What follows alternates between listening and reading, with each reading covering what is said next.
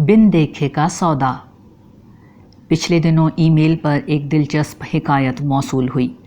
اس میں بتایا گیا تھا کہ بادشاہ ہارون رشید اپنی بیگم زبیدہ خاتون کے ہمراہ دریا کنارے ٹہل رہے تھے کہ ان کی ملاقات ایک معروف بزرگ بہلول سے ہو گئی۔ بہلول ریت پر گھر بنا رہے تھے۔ انہوں نے بادشاہ سے کہا، یہ گھر 1 دینار میں خرید لو، میں دعا کروں گا کہ اللہ تعالیٰ تمہیں جنت میں ایک گھر عطا کر دے۔ بادشاہ نے اسے دیوانے کی بڑھ سمجھا اور آگے بڑھ گئے۔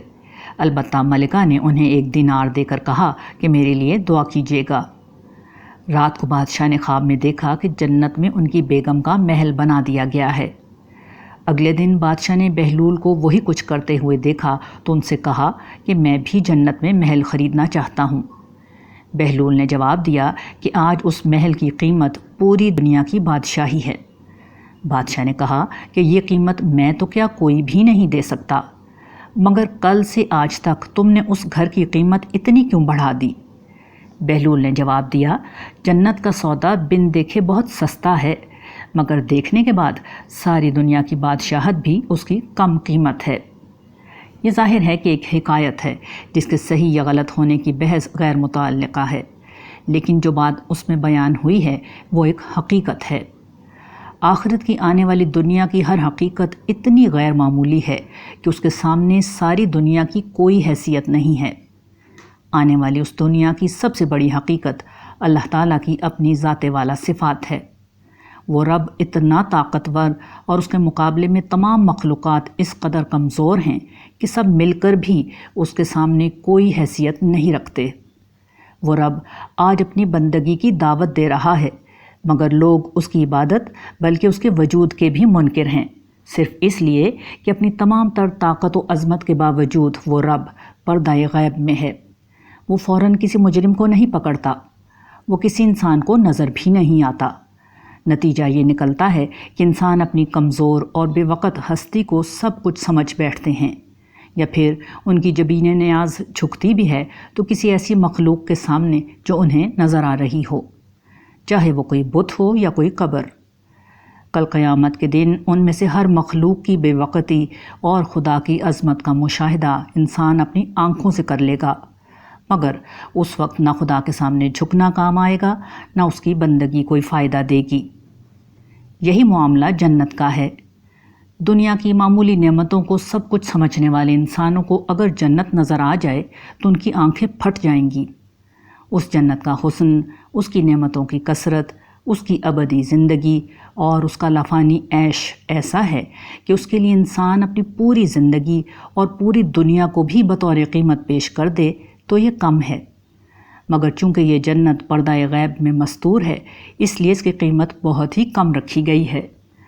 دن میں صرف 5 وقتہ نماز کے لیے بمشکل 1 گھنٹہ، سال میں 1 ماہ کے روزے، اگر بچت اور گنجائش ہو تو سالانہ معمولی زکوٰۃ، اور زندگی میں 1 دفعہ حج۔ بس یہی جنت کی کم از کم قیمت ہے، مگر آج لوگوں کو یہ قیمت بھی گراں گزرتی ہے۔ یہی معاملہ جہنم کے ان عذابوں کا ہے جن کی ایک جھلک بھی انسان دیکھ لے تو ساری زندگی گناہوں اور نافرمانی کے ہر کام سے دور رہے گا۔ مگر چونکہ یہ جہنم اور اس کے بدترین عذاب آج آنکھوں سے دور ہیں، اس لیے انسان انہیں بھول کر عارضی اور فانی زندگی کو اپنا مقصود بنا لیتا ہے اور اللہ کی ہر حد کو پامال کر دیتا ہے۔ سچ یہ ہے کہ آخرت کا ہر سودا ایسا ہے کہ انسان اس کے لیے سب کچھ دے ڈالے، مگر غیب کے پردے کی بنا پر یہ سودا بہت سستا ہے۔ کل قیامت کے دن انسان ہر قیمت دے کر یہ سودا کرنے کے لیے تیار ہو جائے گا، مگر اس روز کسی قیمت پر یہ سودا نہیں کیا جائے گا۔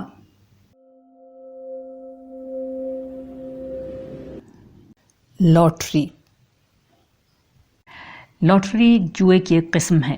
اس میں بہت سارے لوگ تھوڑے سے پیسے دے کر ایک ٹکٹ خرید لیتے ہیں۔ خریداروں کی تعداد بعض اوقات لاکھوں میں ہوتی ہے۔ پھر ان ٹکٹوں کی قرعہ اندازی ہوتی ہے، اور جس شخص کے ٹکٹ کا نمبر قرعہ اندازی میں نکل آتا ہے اسے ایک بہت بڑی رقم مل جاتی ہے، جبکہ باقی لوگوں کی رقم ضائع ہو جاتی ہے۔ قطع نظر اس سے کہ اسلام میں جوا اور اس کے نتیجے کے طور پر لاٹری حرام ہے، ہمارے ہاں لاٹری کے حوالے سے ایک محاورہ وجود میں آ گیا ہے کہ فلاں شخص کی لاٹری نکل آئی۔ اس کا مطلب یہ ہوتا ہے کہ تقدیر اس شخص پر مہربان ہو گئی اور وہ اچانک ترقی کر کے فرش سے عرش پر جا پہنچا۔ گویا کہ لاٹری نکلنے کا محاورہ انتہائی خوش نصیبی کے لیے بولا جاتا ہے۔ ہم انسانوں کو یہ بات نہیں معلوم، مگر حقیقت یہ ہے کہ اس دنیا میں ہم جس حیثیت میں موجود ہیں اس میں ہم سب کی لاٹری نکلی ہوئی ہے۔ ہم ایک ایسی کائنات میں زندہ ہیں جو لامحدود طور پر وسیع اور ختم نہ ہونے والے خزانوں کی حامل ہے۔ اللہ تعالیٰ نے ایک روز یہ فیصلہ کیا تھا کہ وہ کسی مخلوق کو اس کائنات کا بادشاہ بنا دیں گے۔ اللہ تعالیٰ کی لاکھوں کروڑوں مخلوقات میں سے اس مقصد کے لیے انسانوں کا انتخاب کیا گیا۔ یوں گویا کہ ہم انسانوں کی لاٹری نکل چکی ہے۔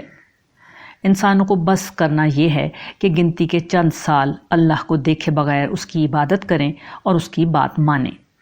یوں سمجھیے کہ لاٹری نکلنے کے دن سے لے کر انعام پانے کے درمیانے وقت میں خود پر قابو رکھنے کی بات ہے۔ اس کے بعد کائنات کے سارے خزانے آپ کے قدموں میں ڈھیر ہوں گے۔ تو چلیے اب خوش ہو جائیے اور خوشیاں منائیے کہ آپ کی لاٹری نکل آئی ہے۔ بس تھوڑا سا صبر اور تھوڑا سا شکر، یہ بادشاہی آپ کی ہوئی۔ میں وہی ہوں مومن مبتلا۔ ایک صاحب کا معمول تھا کہ عام حالات میں صبح و شام اللہ تعالیٰ کی بارگاہ میں عرض کیا کرتے کہ پروردگار مجھے اس وقت کوئی غم کوئی پریشانی نہیں، میں نہ بیمار ہوں نہ تنگ دست۔ یہ وہ حال ہے جس میں اکثر لوگ تجھے بھول جاتے ہیں، مگر میرے مولا میں اس حال میں بھی تجھے یاد رکھے ہوئے ہوں اور کسی بیمار اور پریشان حال شخص سے بڑھ کر تجھے پکارتا ہوں اور تیری تعریف، تسبیح اور شکر کرتا ہوں۔ کچھ عرصے بعد ان صاحب کو ایک بہت شدید مسئلے کا سامنا ہو گیا جس کا حل کرنا ان کے بس میں نہیں تھا۔ اب انہوں نے پروردگار سے صبح و شام اس طرح دعا کرنا شروع کر دی کہ پروردگار میں وہی خوشحال شخص ہوں جو آسانی اور راحت میں تجھے نہیں بھولا تھا۔ تیری یاد اور عبادت میری زندگی رہی، تیرے بندوں پر خرچ کرنا اور ان کی خدمت میری عادت رہی۔ اب میں مشکل میں گھر گیا ہوں، میری مدد فرما۔ کچھ ہی عرصے میں معجزانہ طور پر ان کا مسئلہ حل ہو گیا۔ میں نے یہ واقعہ سنا تو مجھے اردو کے کلاسیکل شاعر مومن کا ایک بے مثال شعر یاد آ گیا۔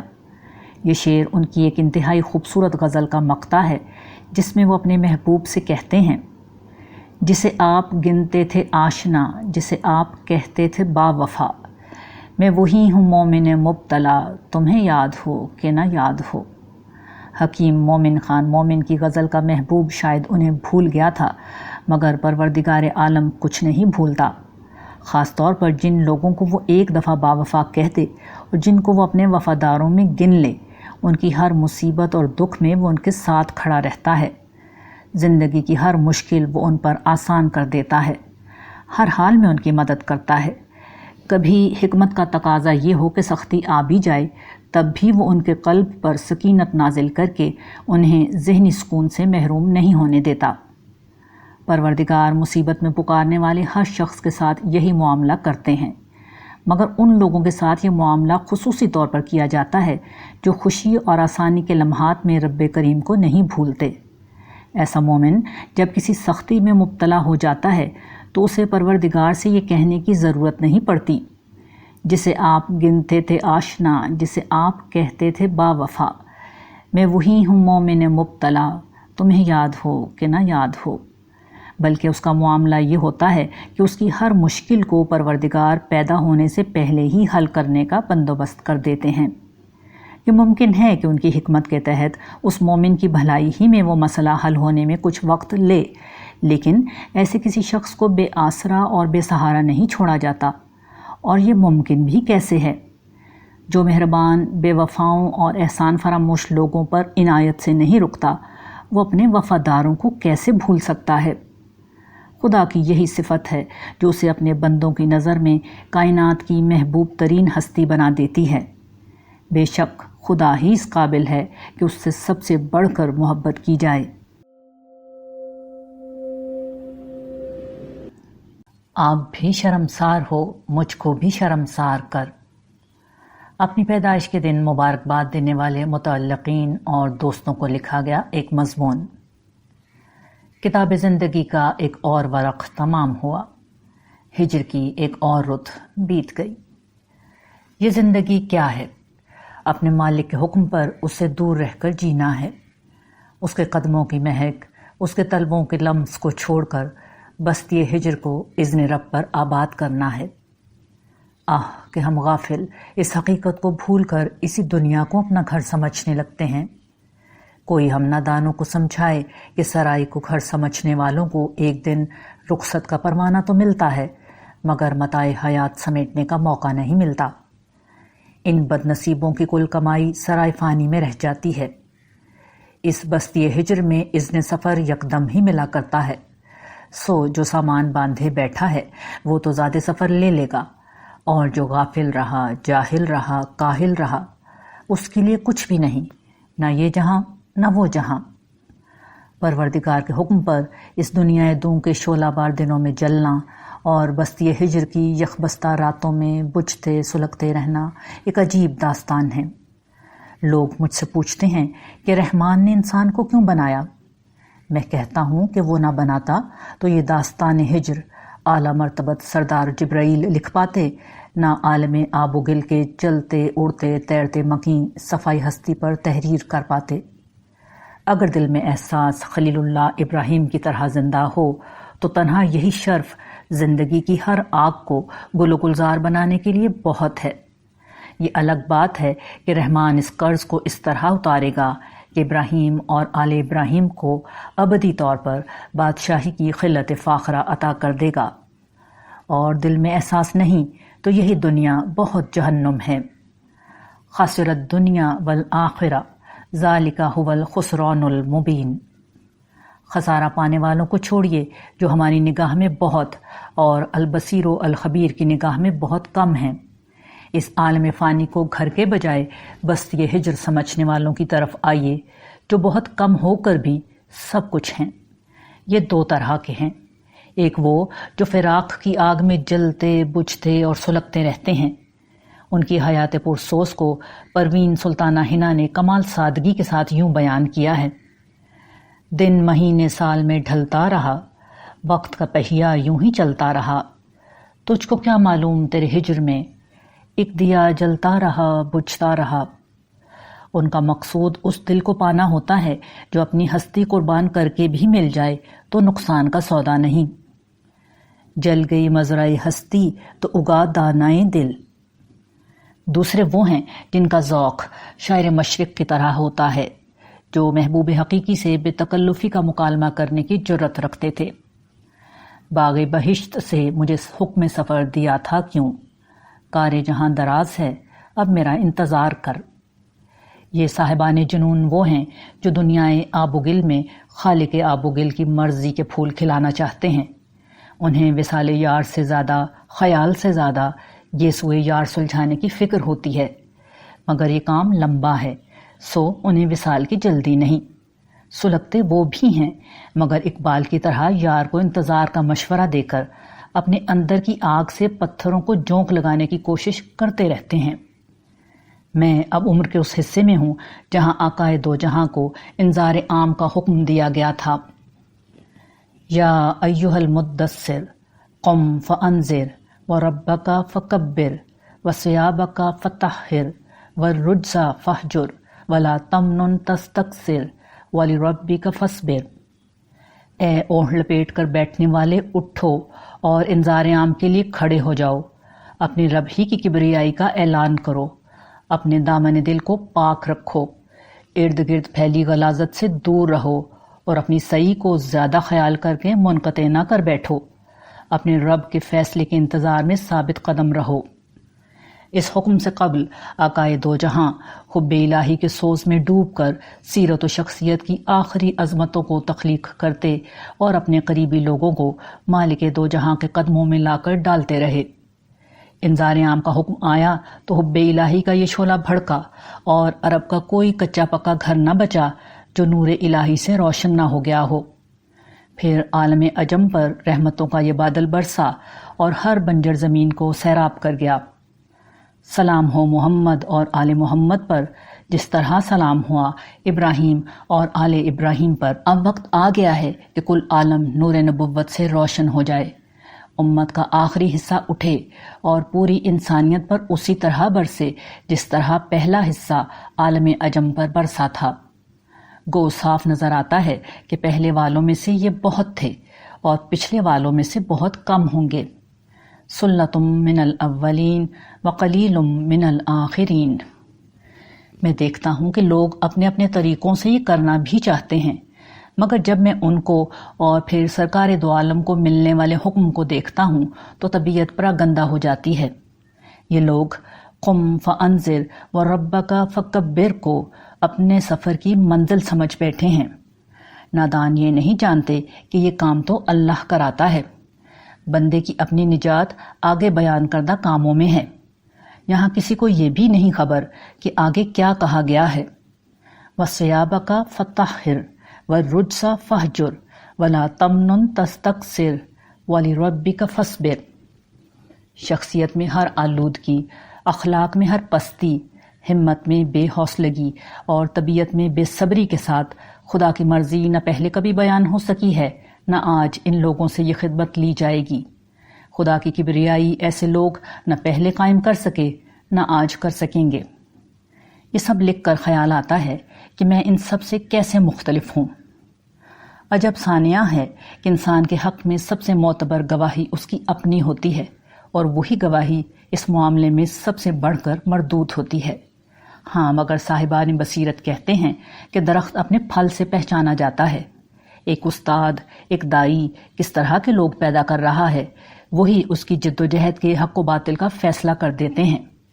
محمد صلی اللہ علیہ وآلہ وسلم کی گواہی اپنی قوم پر سچی تھی، اسی لیے وہ اصحاب پیدا ہوئے جن کی گواہی کل عالم کے لیے معتبر ٹھہری۔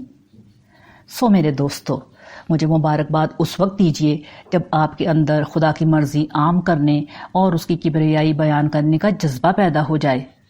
آپ اپنے دامن دل، اپنی شخصیت کو پاکیزہ سے پاکیزہ تر بناتے جائیں۔ ایمان اور اخلاق کی ان نجاستوں سے آپ خود کو بچا رہے ہوں جو ایک سیلاب بلا کی صورت میں ہر گھر کے در پہ ہیں۔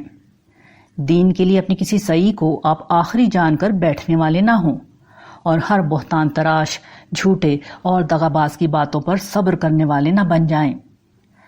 آپ اس راستے پر پہلا قدم رکھ دیجئے، پھر مجھے مبارکباد دیجئے، ورنہ روز قیامت میری اور آپ کی رسوائی کا منظر ایک سا ہوگا۔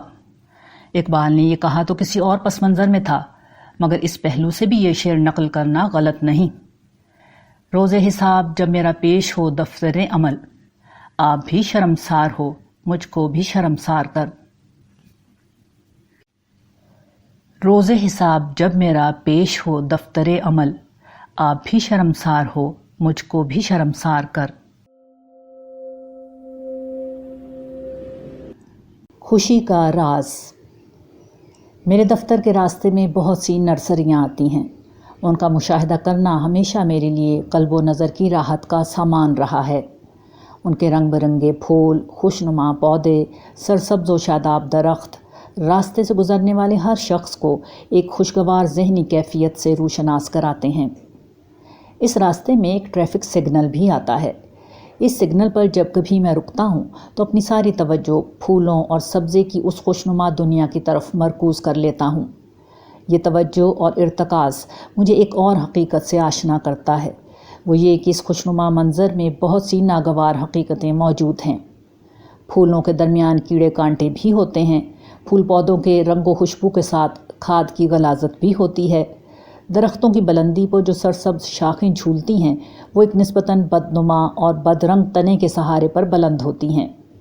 یہ اور ان جیسے بہت سے ناگزیر حقائق اس دلکش دنیا کا لازمی حصہ ہیں۔ یہ حقائق ہمیں خدا کی دنیا کے قانون سے روشناس کراتے ہیں۔ وہ یہ کہ اس دنیا کو اللہ تعالیٰ نے جس اصول پر تخلیق کیا ہے وہ آزمائش کا اصول ہے، اس لیے یہاں حسن کے ساتھ بدصورتی، خوشبو کے ساتھ بدبو اور پھول کے ساتھ کیڑے کانٹے سب ہوتے ہیں۔ اسی طرح دنیا میں خوشی کے ساتھ غم، آسانی کے ساتھ مشکل، راحت کے ساتھ زحمت اور امید کے ساتھ مایوسی ہمیشہ موجود ہوتے ہیں۔ لیکن جس طرح پھولوں کی دنیا میں منفی حقائق کو قبول کر کے ہی رنگ و خوشبو اور حسن و سبزے کی بہار کا لطف اٹھایا جاتا ہے، اسی طرح زندگی کی تلخ حقیقتوں پر کڑھنے کی بجائے انہیں حوصلے سے قبول کرنے سے ہی انسان دنیا کی نعمتوں کا فائدہ اٹھانے کے قابل ہوتا ہے۔ خدا کی دنیا میں خوشگوار حالات کے ساتھ ہمیشہ منفی حالات پائے جائیں گے۔ خوشی کا راز یہ ہے کہ اپنی نظر ہمیشہ اچھی چیزوں کی طرف رکھی جائے۔ جو بدلا جا سکے اسے بدلنے کی کوشش کرنے کے بعد ہر ناگوار چیز کو نظر انداز کر دیا جائے۔ یہی اس دنیا میں حقیقی خوشی کا راز ہے۔ شکر گزار دل۔ میری کوشش ہوتی ہے کہ جہاں ممکن ہو میں کسی پیدل چلنے والے کو اپنی گاڑی میں بٹھا کر اس کی منزل تک لفٹ دے دیا کروں۔ پچھلے دنوں ایک صاحب کو میں نے لفٹ دی۔ ان کا رویہ عام لوگوں سے بہت مختلف تھا۔ انہوں نے گاڑی میں بیٹھتے ہی انگریزی میں میرا شکریہ ادا کیا، گرچہ یہ انگریزی غلط تھی۔ اس کے بعد گاڑی میں ان سے مزید گفتگو ہوئی۔ اس گفتگو سے اندازہ ہو گیا کہ گرچہ وہ ایک بہت کم تعلیم یافتہ دیہاتی پس منظر کا نوجوان ہے مگر تہذیب یافتہ ہے۔ بار بار اس نے مختلف پہلوؤں سے میرا شکریہ ادا کیا۔ ایک دیہاتی کم تعلیم یافتہ نوجوان جو شہری کلچر میں ڈھلنے کی کوشش کر رہا ہو اور غیر فصیح انگریزی کا جملہ کہیں سے سن کر بار بار دہرا رہا ہو، بظاہر شہری لوگوں کے ہاں مذاق کا موضوع بن جاتا ہے، مگر اس کے اندر جو شکر گزاری کا احساس تھا وہ اس کی پوری شخصیت پر حاوی ہو چکا تھا۔ میں نے اسے اس کی منزل پر اتارا تو مجھے اس کی گفتگو سے زیادہ اس کی شخصیت کا یہ پہلو یاد رہ گیا۔ اللہ تعالیٰ کے سامنے ہم میں سے ہر شخص کی حیثیت اس نوجوان کی سی ہے۔ ہم جب اللہ تعالیٰ کی نعمتوں کا بہترین طریقے سے بھی شکر ادا کرنے کی کوشش کرتے ہیں تو ان کی شان کے مقابلے میں ہم ایک گنوار، جاہل اور بے وقت انسان سے زیادہ کچھ نہیں ہوتے۔ مگر اس کے باوجود وہ قرآن میں یقین دلاتے ہیں کہ میں اپنی شان کو نہیں تمہارے دل کو دیکھتا ہوں۔ ایسے میں جو بندہ اپنے دل سے اللہ تعالیٰ کا شکریہ ادا کرے وہ اس کی ہر کمزوری کو بالائے طاق رکھ کر اسے اپنے محبوب بندے اور بندی کے طور پر یاد رکھتے ہیں۔ وہ اس کی خطاؤں سے چشم پوشی کرتے اور اپنی نعمتیں بڑھاتے چلے جاتے ہیں۔ وہ اس کے بے وقت الفاظ اور شکریہ کو نہیں دیکھتے، اس کے دل کو دیکھتے ہیں۔ یہی شکر گزار دل خدا کا مطلوب ہے، مگر یہی دل اکثر ناپید ہوا کرتا ہے۔ مقام لذت، مقام اذیت۔ اللہ تعالیٰ نے اس دنیا میں انسانوں کے ساتھ فضل و کرم کا عجیب معاملہ کر رکھا ہے۔ یہاں انسان کی ضروریات کو پورا کرنے کا اہتمام ہی نہیں کیا گیا، بلکہ ان ضروریات میں لذت کا ایسا خزانہ رکھ دیا گیا ہے جس کے لمس سے کوئی بھی دوسری مخلوق ناآشنا ہے۔ مثال کے طور پر انسانوں کی غذا کو لے لیجئے۔ غذا زندگی برقرار رکھنے کے لیے لازمی ہے۔ یہ ضرورت دیگر جانداروں کی طرح بہت سادہ انداز میں بھی پوری کی جا سکتی تھی، مگر انسان کا معاملہ یہ ہے کہ اس کے ذوق لذت کی تسکین کے لیے دنیا میں انواع و اقسام کے کھانے، ذائقے اور مشروبات رکھ دیے گئے ہیں، کھٹے، میٹھے، نمکین اور مسالے دار۔ ان لذیذ کھانوں کو انسان اپنے منہ کے ذریعے سے پیٹ تک پہنچا کر توانائی کا خزانہ حاصل کرتا ہے۔ اس عمل میں زبان جو ذائقہ محسوس کرتی ہے اور ذہن اس سے جس طرح لذت اٹھاتا ہے وہ بلا شبہ ایک معجزاتی عمل ہے۔ لذت کام و دہن کی یہ دنیا ایک عذاب میں بھی تبدیل ہو سکتی ہے۔ اس کی سادہ ترین مثال یہ ہے کہ جب کسی شخص کے منہ میں چھالے پڑ جائیں، السریشن سے منہ کے اندر کی جلد خراب ہو جائے، گلے میں تکلیف ہو جائے یا خدا نخواستہ منہ یا گلے کا کینسر ہو جائے تو یہی کھانا منہ میں رکھنا اور گلے سے اتارنا ایک عذاب بن جاتا ہے۔ ایسے میں ایک لقمہ اور ایک قطرہ آب منہ سے نیچے اتارنا ایک قیامت خیز مرحلہ ہے۔ جو عمر بھر مقام لذت رہا وہ ایک مقام عذاب میں تبدیل ہو جاتا ہے۔ یہی اس دنیا کی باقی لذتوں کی داستان ہے۔ حقیقت یہ ہے کہ یہ اللہ تعالیٰ کی مہربانی ہے کہ وہ تمام انسانوں کو ساری زندگی نعمتوں اور لذتوں سے مالا مال کیے رکھتے ہیں، مگر جو لوگ یہ نعمت پا کر غفلت اور نافرمانی کا شکار ہو جاتے ہیں، ایک روز ان کے ہر مقام لذت کو مقام عذاب بنا دیا جائے گا۔ یہ دن وہ ہوگا جب قیامت کے بعد تمام انسانوں کو دوبارہ پیدا کیا جائے گا، پھر ہر مجرم و سرکش کو جہنم رسید کیا جائے گا۔ شکر گزاری کے بجائے سرکشی کی راہ اختیار کرنے والے ان مجرموں کو کھانے اور پینے کے لیے خاردار جھاڑیاں، خون، پیپ، کھولتا ہوا پانی، زقوم اور اس نوعیت کی دیگر بدمزہ اور تکلیف دہ چیزیں دی جائیں گی۔ یہ چیزیں ان کے منہ، گلے اور پیٹ کی انتڑیوں کو کاٹ ڈالیں گی۔ ایک ایک گھونٹ، ایک ایک لقمہ عذاب کی ایک نئی شدت لیے ان کا منتظر ہوگا، مگر ان کے پاس کوئی دوسرا راستہ نہیں ہوگا۔ بھوک ان کو مجبور کرے گی اور وہ اس کی اذیت سے بلبلا کر اس کھانے کی اذیت کو گلے لگانے پر مجبور ہوں گے۔ اس کے برعکس کچھ اور لوگ جنت کی پرکیف بستی میں ہمیشہ کے لیے بسا دیے جائیں گے۔ ہر لمحہ ایک نئی لذت سے ان کا تعارف ہوگا۔ کھانے اور پینے کی ہر چیز وہاں سرور، کیف، مستی، ذائقے اور لذت کے ایک نئے پہلو سے ان کو روشناس کرائے گی۔ وہاں کی شراب ان کے سر میں درد کرے گی، نہ ہوش و حواس سے بیگانہ کرے گی۔ وہاں کے کھانے نہ بدہضمی پیدا کریں گے، نہ حوائج ضروریہ کا باعث بنیں گے۔ نہ پیٹ میں گرانی ہوگی، نہ سینے میں جلن ہوگی۔ نہ کھانا کم پڑے گا، نہ پیٹ بھرنے کی وجہ سے ہاتھ روکنے پر مجبور ہوں گے۔ یہ جنت صرف انہی لوگوں کا مقدر ہے جو گزشتہ دنیا میں اپنے تعصبات اور جذبات سے بلند ہو کر ایمان کو اختیار کرنے والے بنے، اپنے پیدائشی مذہب، روایتی فرقے اور ابتدائی نظریات سے بلند ہو کر سچ کی پیروی کرنے والے بنے، اپنی عملی زندگی میں اعلیٰ اخلاق کی پیروی کرنے والے اور صبر و شکر سے زندگی گزارنے والے بنے۔ انہوں نے جان لیا کہ ان کا وہ مالک کتنا کریم ہے جس نے ہر مقام اذیت کو مقام لذت بنا رکھا ہے۔ ان کی یہی دریافت حمد و تسبیح کے ان نغموں میں ڈھل جاتی ہے جسے سننے کے لیے آسمان و زمین ترستے ہیں، مگر یہی نغمے آج کا غافل انسان گانے پر تیار نہیں ہے۔